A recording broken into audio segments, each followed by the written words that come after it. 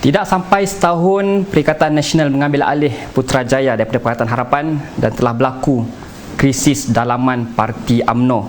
Pada minggu lepas, Tan Sri Anwar Musa telah pun dipecat daripada jawatan Setiausaha Barisan Nasional dan keesokannya, beliau telah mengadakan sidang media memberikan penjelasan berkenaan perkara tersebut.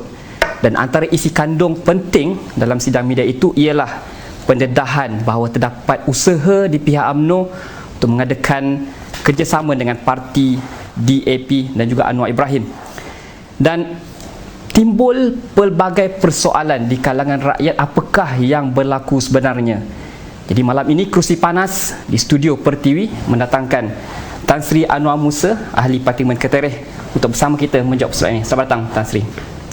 Terima kasih. Alhamdulillah. Baik Tan Sri, soalan yang pertama, boleh Tan Sri jelaskan mengapakah sebenarnya Tan Sri dipecat daripada jawatan tersebut? Soalan itu kena tanya orang yang memecat. Saya tak dapat jawab. Mungkin Tan Sri ada bayangan apakah pentingnya jawatan itu perlu ditanggalkan daripada Tan Sri? Sukar untuk menjawab sebab saya tidak seperti sewaktu saya diminta untuk menjalankan tugas tersebut. Saya diberitahu kenapa saya dikendaki ataupun diminta untuk pertama dulu menjadi ketua penerangan, kemudian menjadi Setiausaha Agung UMNO, kemudian diminta untuk menjadi Setiausaha Agung Barisan Nasional dan juga Setiausaha Agung bersama Muafakat Nasional. Jadi ada perbincangan, duduk bincang kenapa dan sebagainya. Tapi sewaktu pemecatan saya tidak diberitahu apa-apa sehinggalah kepada saat ini. Jadi saya tak dapat menjawab. Jadi mungkinkah ketika dilantik dahulu dilihat Tan Sri sehaluan dengan Tuan Presiden dan pimpinan-pimpinan yang lain, dan ketika ini, ketika dipecat, tidak ada keselarian antara Tan Sri dan juga pemimpin? Itu juga saya tidak boleh menjawab. Yang pastinya saya tidak berubah haluan. Saya sebagai seorang orang lama, lebih lama daripada Presiden, lebih senior daripada Presiden, baik dalam majlis tertinggi ataupun dalam kabinet, dan mempunyai rekod perkhidmatan saya sendiri. Saya ada pegangan yang tertentu dalam perjuangan politik saya. Bagi saya yang penting ialah saya mengutamakan parti. Saya tidak mengutamakan mana-mana individu. Itu menjadi amalan saya daripada dulu lagi. Dan sebagai Setiausaha Agung, tanggungjawab saya adalah menunaikan keputusan-keputusan yang telah diputuskan oleh parti. Dan itulah yang saya lakukan sampailah ke saat ini. Saya masih berpegang kepada keputusan-keputusan resmi parti. Artinya Tan Sri melihat tidak ada langsung kesalahan di pihak Tan Sri. Saya tidak boleh menyatakan saya tidak salah. Kalau tidak salah, masakan saya dipecat. Cuma saya tidak diberitahu apakah salah saya, dan saya tidak pernah pun diberi peluang untuk menjelaskan. Sebab itu saya katakan saya tidak boleh menjawab soalan itu. Cuma dari segi saya tetap tidak berubah. Saya berpegang kepada idealisme perjuangan UMNO dan saya melaksanakan tanggungjawab saya berdasarkan apa yang diputuskan oleh parti. Parti yang memutuskan tidak ada Anwar, tidak ada DAP. Parti yang memutuskan penyertaan kita dalam Kerajaan Perikatan Nasional adalah en bloc. Artinya tak ada buat keputusan seorang-seorang. Parti juga yang memutuskan supaya kita menyertai Kerajaan Perikatan Nasional tanpa menjadi ahli kepada Parti Perikatan Nasional yang didaftarkan. Jadi saya sampai sekarang itulah yang saya pegang dan itulah yang saya pertahankan. Jadi dalam sidang media yang Tan Sri jalankan, Tan Sri telah mendedahkan satu perkara, iaitu terdapat usaha di pihak pimpinan UMNO, iaitu ada surat yang Tan Sri tunjukkan, surat yang ditandai oleh Presiden bahawa akan menyokong kerajaan DAP dan Anwar. Itu saya katakan, itu tidak pernah menjadi keputusan parti. Parti tidak pernah sehingga ke saat ini mengubah keputusan tidak bekerjasama dengan DAP ataupun dengan Anwar Ibrahim, dan tidak ada keputusan yang boleh dibuat seorang-seorang. Semuanya mesti secara en bloc, berjemaah. Jadi bila ada surat yang sedemikian dan saya menyemak dengan pihak-pihak yang terbabit dan mengesahkan surat itu adalah benar, tulen, bukan surat yang dibuat oleh pihak lain, maka sudah tentulah saya tidak dapat menerima perkara itu, apalagi nak melaksanakannya, kerana ia bukan keputusan parti. Jadi sebab itu Tan Sri mendedahkan surat tersebut. Saya mendedahkan bukan kerana itu, saya kena perlu menjelaskan di mana tempat yang dirasakan tak kena antara saya dengan pimpinan. Saya tidak mendedahkan, saya cuma menjelaskan. Bila saya dipecat, saya ditanya oleh media dan saya tak boleh menjawab, dan saya mengambil masa 24 jam untuk menunggu kalau ada makluman, penjelasan, dan setelah cukup 24 jam saya kena adil pada rakan-rakan saya, terutama di kalangan media. Lalu saya menjelaskan, saya tahu ada perbezaan pendapat dalam perkara-perkara yang asas, dan itulah antara perkara-perkaranya yang saya tidak boleh bersetuju. Baik, selain daripada surat itu, kita juga Tan Sri juga menyebut bahawa telah berlaku rundingan atau pertemuan dengan ahli DAP. Saya ingin bertanya, ada maklumat mengatakan bahawa ada 2 orang UMNO yang bertemu dengan Anti-Lok DAP Anthony Lok di Seremban. Bagaimana? Saya tidak berhasrat untuk mendedahkan perkara itu, cuma memadai dengan saya menyatakan saya mendapat maklumat yang sahih dan sudah pun diakui oleh orang yang berkenaan bahawasanya di luar daripada keputusan parti ada pimpinan tertinggi yang terlibat dalam pertemuan dengan Anthony Lok daripada parti DAP. Artinya benarlah parti jelas tidak ada kerjasama dengan DAP. Ya, kalau ada sepatutnya perlu dibincang paling-paling kurang dalam biro politik atau jawatan kuasa pengurusan, ataupun diberitahu kepada saya sebagai Setiausaha Agong. Tetapi itu tidak pernah berlaku. Adakah mereka yang bertemu DAP itu di kalangan pimpinan? Dalam kalangan yang berada dalam saf majlis tertinggi, dan termasuk pimpinan. Itu satu perkara yang perlu diketahui ramai. Saya hanya perlu berkata benar.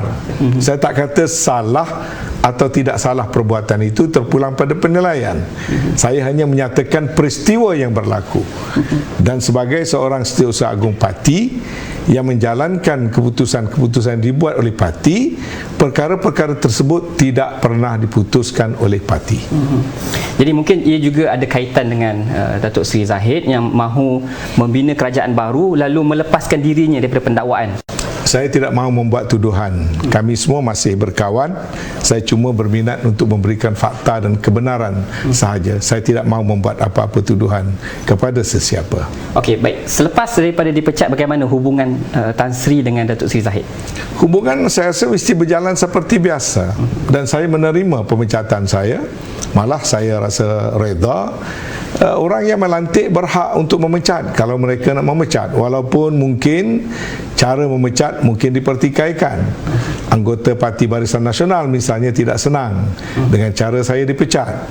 Mereka juga sampai sekarang belum dapat nak mengesahkan pelantikan pengganti saya kerana dirasakan pemecatan dan pelantikan itu tidak sejajar dengan peraturan yang ada.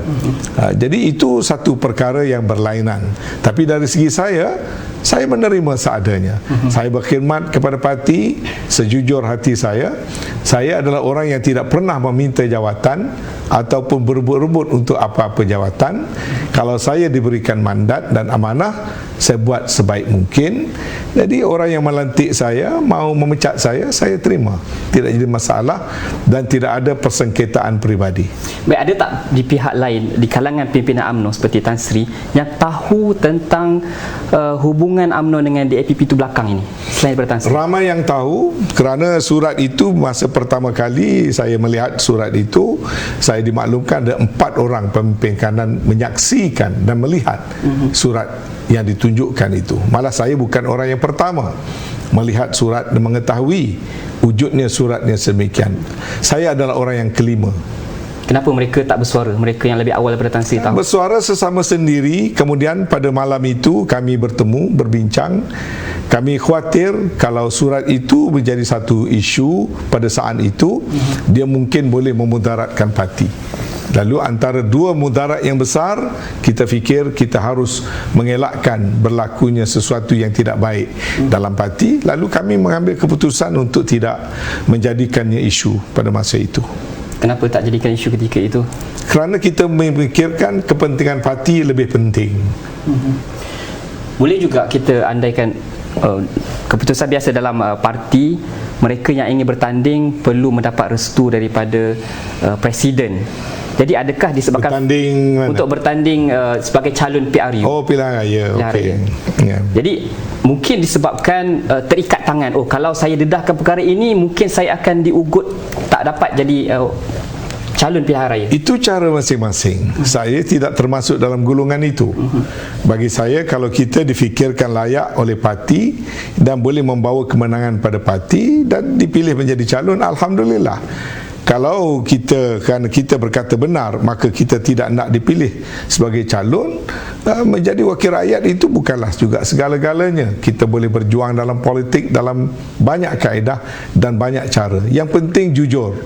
Yang penting berkata benar. Sekalipun berbeza pandangan dengan pihak pimpinan atasan. Dalam politik kita mesti bersedia menerima perbezaan pendapat. Tidak mungkin semua pemimpin-pemimpin mempunyai pendapat yang sama. Perbezaan pendapat pada saya tidak harus menjadi satu masalah. Soalan seterusnya, Tan Sri, bagaimana Tan Sri melihat Datuk Seri Zahid Hamidi sebagai Presiden UMNO? Adakah dia betul-betul layak menjadi Presiden UMNO? Kalau tak layak, tak mungkin dia jadi Presiden. Bukan mudah nak jadi Presiden UMNO. Dan beliau dipilih secara demokratik oleh ahli-ahli parti melalui satu proses pertandingan. Maka tidak timbul soal layak atau tidak layak. Pada saya beliau adalah seorang yang layak. Beliau tentu ada kelemahan, tentu juga ada kelebihan kepada beliau. Jadi untuk mempertikaikan kelayakan pada saya tidak wajar. Tetapi selepas dilantik sehingga sekarang kita lihat bagaimana pendirian-pendirian yang dikeluarkan, tindak tanduknya, aktiviti krisis dalam UMNO itu sendiri tidak dapat dikawal dan dibendung oleh Datuk Seri Zahid. Itu biar ahli-ahli yang menilai dan masyarakat yang menilai. Tetapi saya tidak boleh prejudis ataupun saya tidak boleh kerana marah maka saya mengeluarkan pendapat yang tidak objektif. Pada saya, beliau mempunyai kualiti kepimpinan yang tersendiri. Beliau mencipta banyak kejayaan-kejayaan dalam waktu memimpin, tapi beliau bukan perfect. Beliau tentu hanya ada kelemahan-kelemahan yang tertentu. Terpulang kepada beliau bagaimana nak mengawal, nak menguruskan kekuatan dan kelemahan beliau. Sekarang saya perhatikan daripada dekat. Saya tak dapat menafikan, menyatakan pada beliau ada nilai-nilai dan kualiti-kualiti yang baik. Jadi adakah pendakwaan-pendakwaan yang dihadapi oleh beliau itulah dianggap sebagai kelemahan? Ya mungkin juga kerana tekanan-tekanan yang beliau hadapi daripada pendakwaan-pendakwaan menyebabkan beliau barangkali ada kalanya tidak berada dalam in the right frame of mind. Saya tidak tahu, tapi saya tengok setakat ini beliau mempunyai kekuatan untuk menghadapi perkara itu. Malah saya mendoakan beliau akan terus mempunyai kekuatan untuk berhadapan dengan kes-kes di mahkamah. Ya, kita walaupun berbeza pendapat, kita jangan tikam kawan. Waktu baik kita puji semua, bila tak baik kita kata tak baik. Itu bukan pendekatan saya. Saya fikir sedikit sebanyak pendakwaan itu masih bersifat terpilih pada waktu itu. Baik, dalam konteks pandangan seorang rakyat yang dipimpin di pihak bawah, mereka melihat bagaimana pemimpin UMNO itu, Presiden UMNO Datuk Seri Zahid itu sendiri tidak begitu vokal dalam memperjuangkan isu-isu Melayu. Saya bagi contoh viral di Facebook baru-baru ini. Presiden UMNO Tuan Haji Aminuddin Yahya telah mencadangkan bahawa sepatutnya UMNO memperjuangkan isu pembalakan yang berlaku di Pahang, jadikan ia sebagai usul utama kerana UMNO adalah presiden adalah parti Melayu. Jadi di situ kita lihat bagaimana Datuk Seri Zahid tidak mampu mewujudkan UMNO seperti dahulu, champion dalam isu Melayu. Itu saya bersetuju, dan bersetuju dalam arti kata saya merasakan we are not doing enough. parti saya, parti UMNO. Malah saya merasakan PAS juga, we are not doing enough. Daripada sudut waktu kita berada di luar kerajaan, kita banyak sekali memberikan teguran-teguran kepada kerajaan.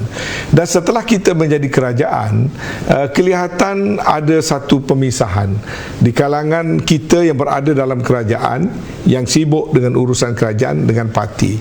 Malah saya tidak pernah mendapat secara tersusun agenda-agenda yang dicadangkan oleh parti supaya dibawa ke dalam kerajaan. Ya, cuma akhir-akhir ini ada cuba dibangkitkan satu dua isu yang itu pun saya nampak tidak begitu nak kata tidak ikhlas tu bukan, tapi secara terpilih. Tiba-tiba kita bercakap tentang moratorium, tiba-tiba kita bercakap tentang KWSP yang merupakan isu semasa pada waktu itu. Sedangkan parti kita ini ada perkara yang paling asas, yang paling basic tentang masa depan orang Melayu dan umat Islam. Misalnya, di mana letaknya kesungguhan kita untuk membina kesatuan ummah, yang mana kita runtuh, kita hilang kuasa kerana kita berpecah belah. Kemudian kita membina satu political will untuk kita duduk bersama dengan PAS, dan kita ambil masa berhari-hari menggarap apa yang dipanggil sebagai piagam muafakat nasional. Dan ayat demi ayat kita susun, yang rohnya, semangatnya ialah untuk UMNO dan PAS menjuarai penyatuan ummah. Dan selepas kita bekerjasama untuk kita memanjangkan, merangkumkan, menjadikan suatu pendekatan yang inklusif agar umat Melayu kembali kuat, umat Islam menjadi kembali dominan. Tetapi setelah kita menjadi kerajaan, bukan saja kita tidak membawa agenda penyatuan, tetapi kita mula mencetuskan pergaduhan sesama kita. Ya, ini perkara yang paling basic. Kemudian tidak cukup dengan hanya soal kita menimbulkan persengketaan yang sepatutnya kita harus tunjukkan kebijaksanaan kita manage, tetapi kita cuba mengambil musuh-musuh nyata kepada agama dan bangsa yang dulu kita berjuang untuk menurunkan mereka daripada kuasa. Kita lihat apa dasar mereka, kita tahu apa yang ditulis dalam perlembagaan mereka, kita tahu secara historical apa yang mereka lakukan, dan kita tahu waktu pemerintahan mereka apa yang cuba mereka lakukan terhadap kepercayaan-kepercayaan idealisme seperti komunisme, tentang liberalism, dan tentang cara-cara kaedah pentadbiran. Ini jelas kita sendiri lalui. Tiba-tiba sekarang ini ada usaha-usaha bukan saja memberikan semula mereka talian hayat, tetapi cuba membawa mereka atau menggunakan mereka ke persada pemerintahan. Maka saya nampak, saya akui, di sini saya nampak kita hilang fokus. Sepatutnya UMNO memimpin dan menunjangi penyatuan Melayu, sebab UMNO itu wujud dengan menyatu padukan orang Melayu. Tapi sehingga sekarang ini UMNO sedang terjebak dalam pertelingkahan sesama orang Melayu. UMNO adalah parti lama yang wujud sebelum kemerdekaan. Tentunya panjang sejarah perjuangan UMNO, dan sudah tentu pengalaman yang ada dalam parti UMNO itu membolehkan negara ini dibawa ke jalan yang lebih jauh lagi. Jadi parti itu sendiri boleh merangka pelbagai agenda yang lebih baik untuk umat Islam. Tetapi itu tidak berlaku. Ini menyebabkan bagi saya satu kelompongan, iaitu masalah di pihak pimpinan, yang mana jika pimpinan ini tidak ditukar, ia akan membarah. Sebab kita terlalu sibuk memikirkan kepada soal-soal yang furu. Soal-soal ranting kita utamakan, kita kedepankan soal tak puas hati itu, tak puas hati ini.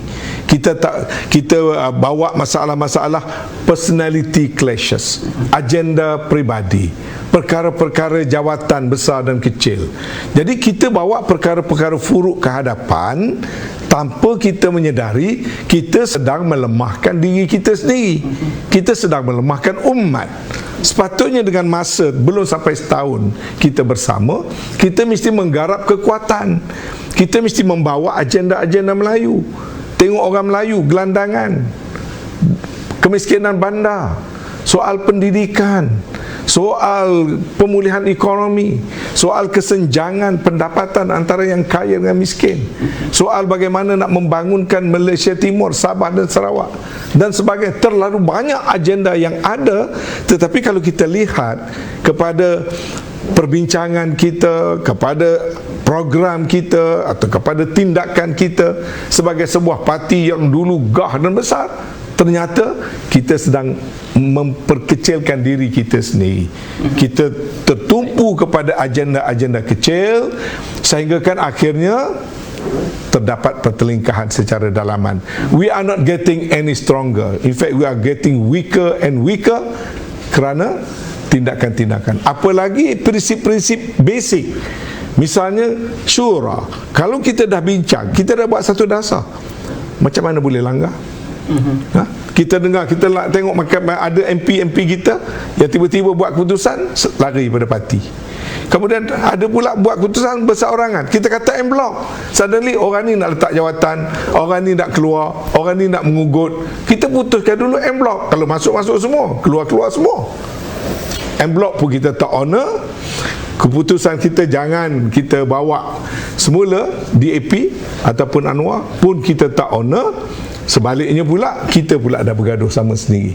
Pada saya, ini tidak bertepatan dengan asas dan matlamat perjuangan parti kita sendiri. Baik, Tan Sri, Datuk Seri Zahid ada 47 pertuhan rasuah, mungkin lebih, pecah amanah dan pengubahan wang haram.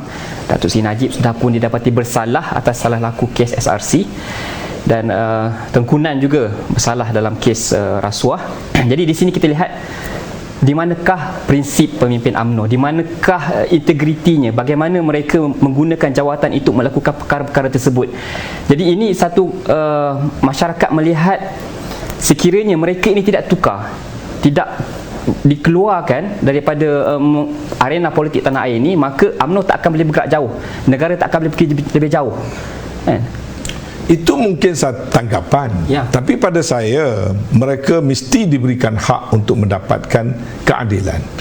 Sebab mau tidak mau, suasana pada waktu itu, pertuduhan dibuat, saya sendiri merasakan dia bersifat selektif pada masa itu. Sebab pada masa yang sama, pemimpin-pemimpin parti kerajaan ketika itu, macam Lim Guan Eng yang sedang didakwa pun boleh ditarik kesnya. Kemudian pemimpin-pemimpin UMNO satu persatu dikenakan tindakan-tindakan yang berbagai-bagai. Tapi oleh kerana kita ada rule of law, biarlah mereka diberikan keadilan. Untuk nak menuduh mereka di saat ini sebagai pesalah, melainkan mereka telah dikatakan salah oleh mahkamah, pada saya bukan suatu keadilan.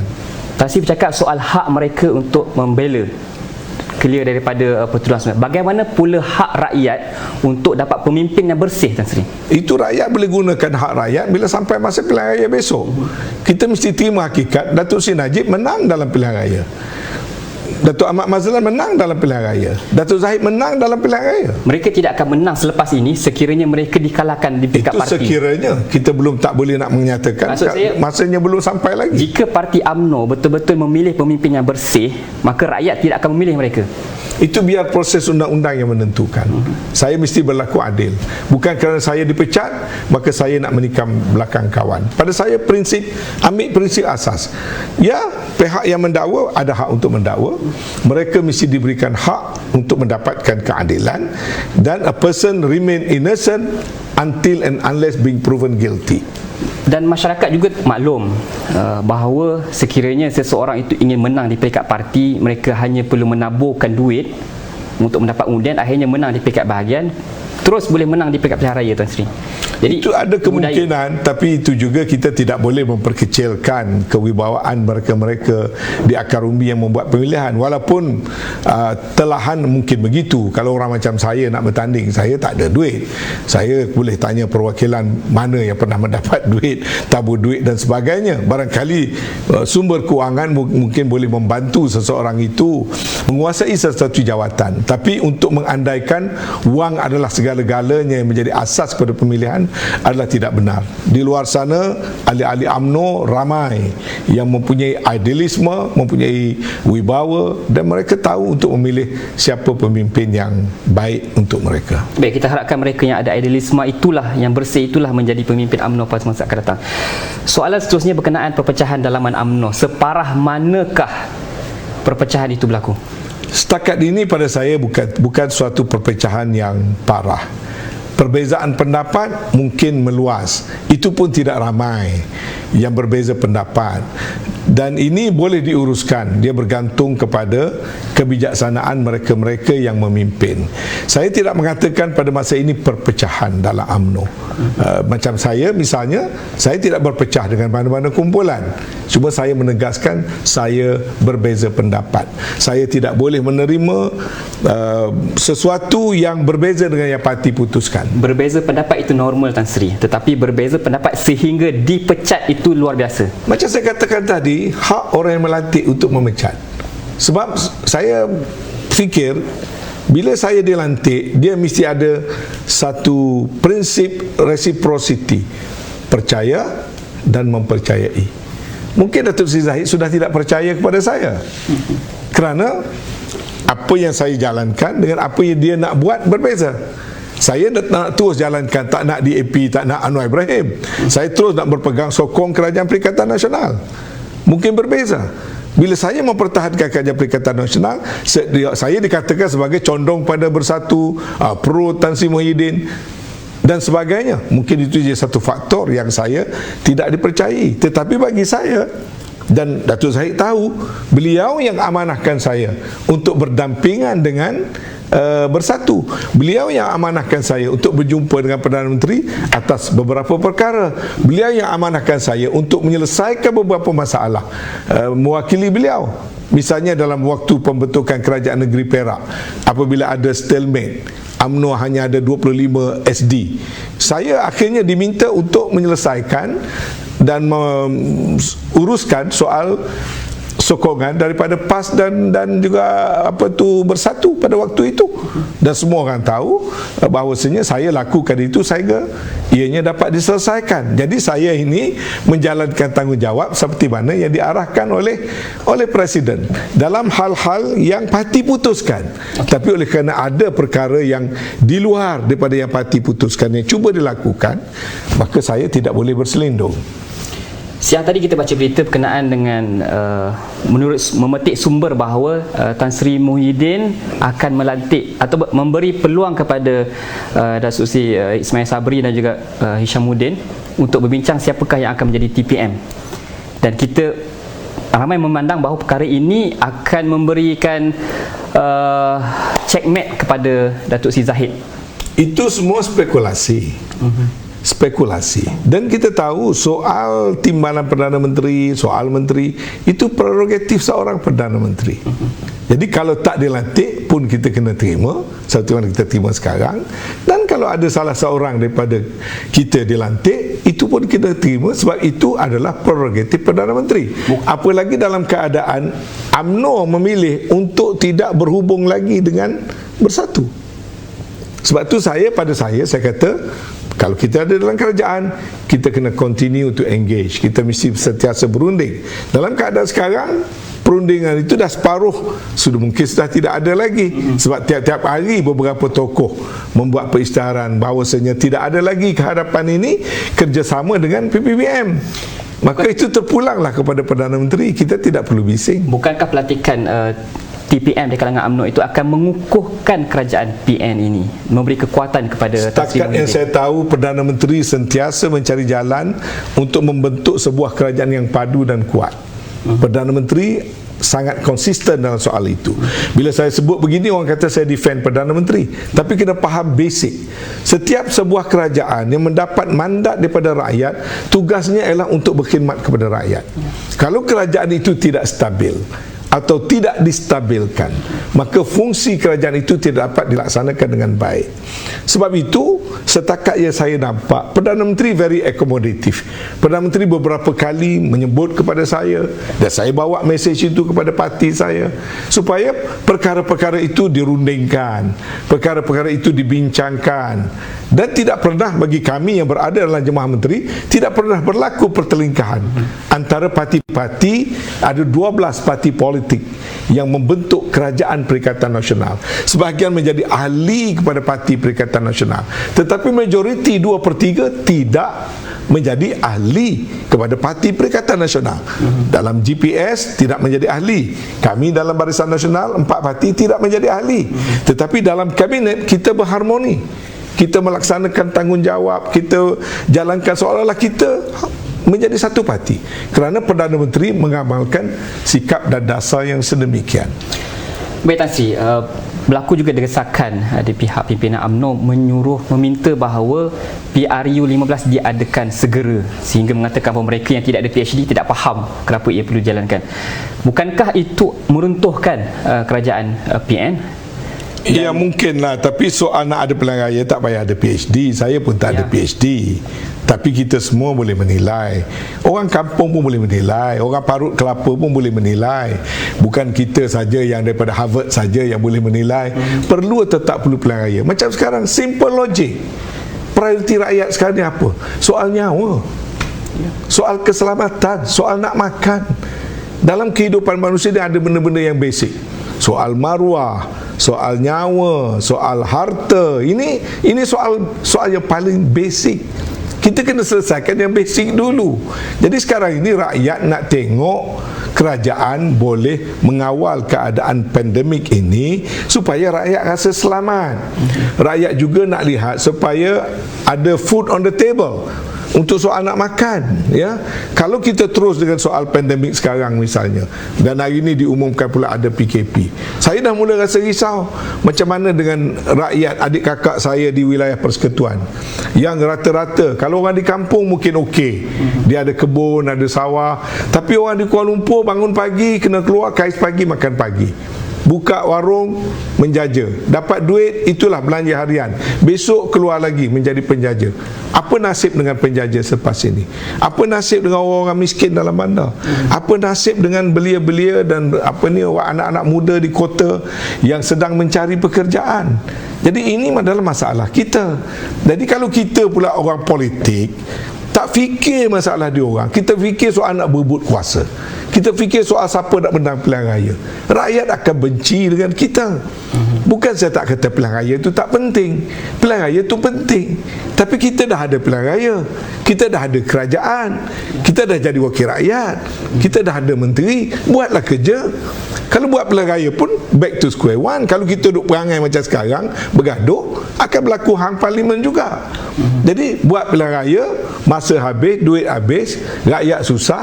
Tapi kerana perangai ahli politik tidak mahu berjiwa besar, masing-masing nak berebut kuasa, cari tempat, maka sampai bila pun keadaan tidak akan menjadi baik.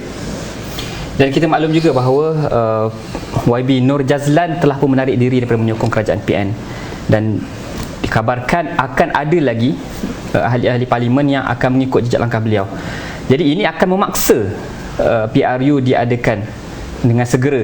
Dan dengan maklumat yang saya dapat juga bahawa pemilihan UMNO akan berlaku pada bulan 5, maka disebabkan mereka-mereka yang sedang ada jawatan ini tidak mahu terlepas hilang jawatan ketika pemilihan nanti, maka ia perlu diadakan sebelum bulan 5. Itu juga andaian. Setengah orang rasa kalau dia tarik diri, dia nak ambil kesempatan kerajaan ini ada majoriti yang tipis, perbezaan 2-3 kursi, maka ada yang berpendapat aku ada kuasa tawar-menawar. Kalau aku letak jawatan, maka Perdana Menteri ataupun kerajaan ini akan jatuh. Itu hanya satu pendapat.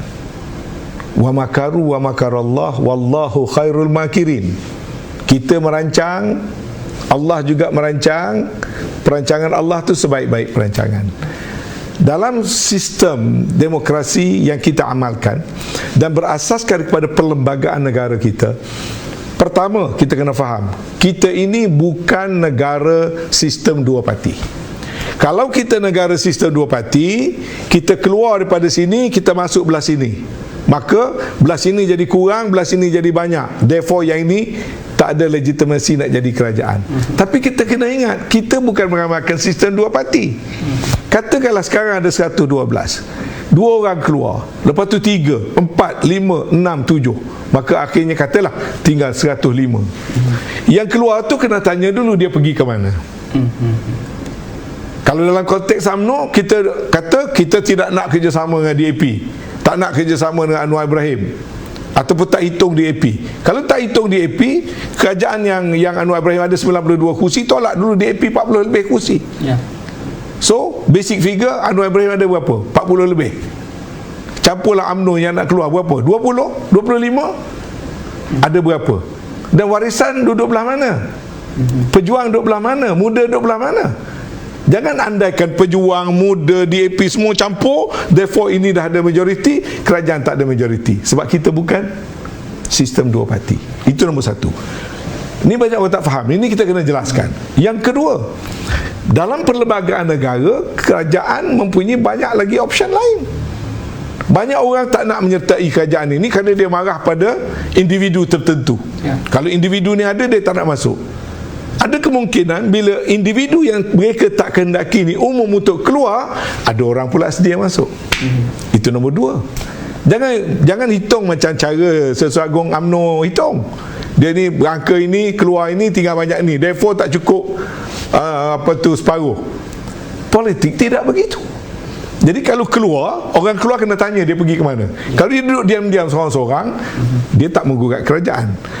Kemudian satu lagi yang lebih penting lagi, yang lebih penting lagi ialah kerajaan dalam nak menjaga kepentingan rakyat juga diberikan skop kuasa dalam undang-undang yang cukup luas. Kerajaan kalau sekiranya mengancam kestabilan politik, menyebabkan collapse a democratic government, misalnya elected government dan sebagainya, ada lagi option, terutama kalau dalam situasi termasuk macam sekarang ini, yang mana agenda soal nyawa rakyat, soal kemaslahatan ekonomi negara dan soal ketenteraman awam, kerajaan boleh pergi kepada beri kuasa pada agung darurat. Jadi jangan fikir kalau kita mengugut kerajaan keluar seorang, andaian kita maka kerajaan itu jatuh. Itu hanya baru satu option. Ada 4 lagi option yang lain. Jadi kita harus berhati-hati. Artinya pemimpin politik itu perlu melebihkan rakyat daripada agenda utamakan pribadi. Dulu rakyat. Katakanlah sekarang keluar, kena tanya untuk apa? Keluar untuk jatuh, baik, kerajaan jatuh. Kita kena tolong fikir juga bagi pihak rakyat, bila jatuh tu apa? Satu, Perdana Menteri letak jawatan, lantik Perdana Menteri baru, satu option. Tarik, Perdana Menteri letak jawatan, dia minta bubar. Kalau Agung perkenan, maka pilihan raya. Satu lagi ialah darurat kerana ketidakstabilan yang berlaku. Jadi ini option-option yang ada. Jangan kita andaikan hanya akan berlaku satu option. Takut nanti orang kata kita kokok berderai-derai, akhirnya tangan terjamah dengan tai ayam. Jadi pihak rakyat kesal Tan Sri dengan perkara ini, seruan untuk desakan untuk mengadakan PRU segera semua itu sepahaman saya yang begitu. Rakyat tidak mahu pilihan raya keadaan sekarang. Dan rakyat melihat mereka ini ada agenda peribadi yang mereka sanggup meleburkan prinsip, meleburkan perjuangan disebabkan agenda peribadi. Itu juga satu pendapat. Saya pun tengok, saya pun hari-hari membuat analisa, saya pun membuat big data analytics feedback. Bagaimana, sebab kadang-kadang kita ni silapnya, kita duduk dalam ruang lingkup orang parti. Orang parti itu hanya 15% daripada pengundi, only 15% party members. Tetapi yang 80% lagi ni rakyat terbanyak. Jadi kadang-kadang kita ni terlalu obsession, kita terikat dengan pandangan kawan-kawan di keliling kita, kita terlupa nak melihat kepada pandangan rakyat. Pada saya, pandangan rakyat itu lebih penting. Tengok pada pandangan rakyat. Kalau rakyat tak nak pilihan raya, jangan bercakap soal pilihan raya. Kalau rakyat nak tengok wakil rakyat bekerja, lebih baik kita turun dan buat kerja. Jadi kadang-kadang ini yang saya nampak kesilapan, kerana keangkuhan kita, kesombongan kita, ataupun kita berada dalam kepompong kita sendiri, kita tidak nak melihat kepada kelemahan-kelemahan yang ada pada kita, maka kita akan membuat kesilapan. Akhirnya ya boleh buat pilihan raya, tapi jangan lupa kuasa terbesar pada rakyat. Buat pilihan raya, rakyat akan tolak kita. Soalan terakhir di hujung-hujung perbincangan kita pada malam ini, bagaimanakah Tan Sri melihat perjalanan Tan Sri selepas ini? Adakah bakal dipecat atau bagaimana? Itu wallahu alam. Saya faiza azamta fatawakkal 'ala Allah. Fatawakkal 'ala Allah. Sebab nasib seseorang itu biarlah Allah yang menentukan. Prinsip saya nak berkata benar. Prinsip saya nak mengabdikan diri saya kepada rakyat. Prinsip saya takkan taksub kepada individu. Ya. Jadi kalau macam saya dibuang daripada jawatan, sampai sekarang saya tak jumpa apa sebab dia. Saya dengar orang kata kononnya saya ni pro bersatu, kononnya saya ni pembela kepada Perdana Menteri dan sebagainya. Sebagainya saya kena mengaku, kalau saya jadi menteri, dalam prinsip kena ada collective responsibility. Saya tak boleh jadi menteri yang duduk banyak Perdana Menteri. My responsibility to work as a team.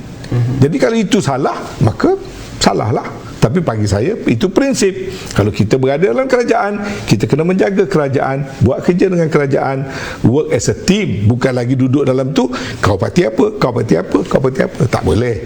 Jadi kalau apa tu pula dalam konteks apa tu saya nak dipecat pula daripada menjadi ahli parti, saya hanya satu batang tubuh yang lemah. Saya tidak ada jenis ada geng, saya tidak jenis ada rangkaian, saya tidak jenis ada duit. Ya, jadi kalau ada buang saya pun dia boleh buang dengan mudah, itu terpulang. Cuma saya track record saya orang sentiasa setia kepada parti. Saya berpisah dengan Tengku Razali, saya berpisah dengan Dr. Mahathir, saya berpisah dengan Anwar Ibrahim, saya berpisah dengan rakan-rakan dalam kabinet dulu, kerana saya tak akan keluar daripada parti. Tugas saya, kalau parti saya tak betul, saya tanggungjawab saya memperbetulkan parti saya, walaupun tinggal seorang diri. Jadi tapi suara majoriti, kalau dia nak pecat saya tak dapat menghalang. Itu terpulanglah kepada ahli yang ramai-ramai. Tapi saya tengok, kalaupun kita pecat-pecat orang, bukan bermakna orang tu jatuh. Kita pecat Tan Sri Muhyiddin, dia jadi Perdana Menteri. Kita pecat Anwar Ibrahim, akhirnya isteri anak dia semua jadi wakil rakyat. Jadi pecat memecat itu, ialah terpulanglah saya sekarang orang kecil. Tak ada saya seorang pun UMNO kuat. Ya, saya tak ada saya seorang. Ya. Bagaimana pula dengan usaha Tan Sri, tanggungjawab Tan Sri terhadap parti, iaitu untuk membersihkan pimpinan UMNO ini, pimpinannya di kalangan orang yang tiada rekod jenayah, yang bersih. Ia tanggungjawab Tan Sri sebagai ahli parti. Ya, saya akan terus tunaikan tanggungjawab saya. Saya akan terus bercakap macam saya bercakap malam ini, without fear or favor. Saya akan terus menegakkan kebenaran. Saya akan terus memberi nasihat setakat mana yang saya mampu. Tetapi saya juga akan terus mentarbiahkan ahli-ahli UMNO. Kalau UMNO ini mau hayatnya panjang, maka UMNO mesti dimurnikan. UMNO mesti mempunyai pemimpin-pemimpin yang diterima oleh rakyat. UMNO mesti mempamerkan dan memperagakan kita adalah menjadi juara kepada nasib rakyat.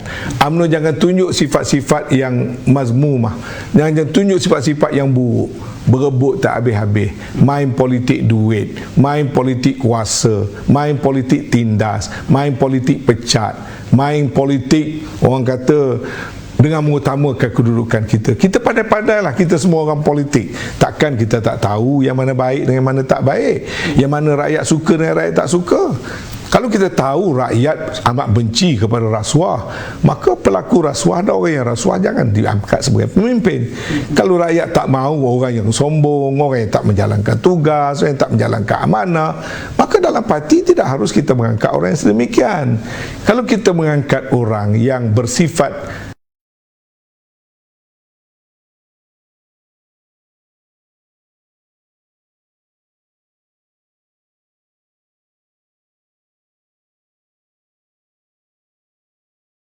benci, maka parti akan menerima akibatnya. Tetapi siapa yang nak menilai itu? Itu biarlah rakyat yang membuat penilaian. Kita jangan tuduh-menuduh, kita jangan mengata-mengata. Kerana kita orang kata jadi macam ketam dalam raga, kerana kita nak naik, kita panjat atas belakang orang, kita memfitnahkan kawan, kita pijakkan kawan. Pada saya, politik saya tidak begitu. Politik saya dilatih sejak saya di RMC lagi, serve to lead. Kita buat tugas kita. Kalau itu dinilai baik, ditakdirkan pula Allah SWT dah memang menyediakan tempat itu bagi kita, maka maka kita akan naik. Dan naik jatuh dalam politik itu satu perkara yang biasa. Baik, terima kasih banyak kepada Tan Sri Anwar Musa, Ahli Parlimen Ketereh, kerana bersama dengan kita panjang lebar hari ini membicarakan soal pemecatan, soal pimpinan UMNO dan sebagainya. Kita ucapkan terima kasih sekali lagi. Dengan itu, sekian sahaja Kursi Panas pada malam ini. Jumpa lagi lain kali. Assalamualaikum warahmatullahi wabarakatuh.